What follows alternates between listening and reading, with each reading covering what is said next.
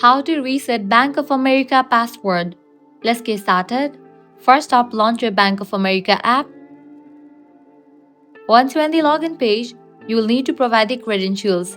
As you want to recover your password, what you have to do is click on the option of Forget ID or the password. Now you will be prompted to enter your card number or account number, last 6 digits. Likewise, type in your social security number SSN or a tax ID number TIN. After you provide these details, you will need to click on Continue. In case you don't have SSN or TIN, you will need to click on this option. Don't have an SSN or TIN? Then provide these details: saving or checkings account number, debit card number, ATM or debit card PIN. Once you provide these details, you'll get access to SSN or TIN. Then you'll need to come to this page and provide your SSN or TIN number.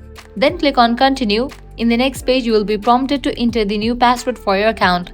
After you type in that, you can click on Done. And just with that, your password will be reset. So this way, you can easily reset your Bank of America password. If this guide was helpful, don't forget to like, share, and subscribe to our channel. Thanks for watching.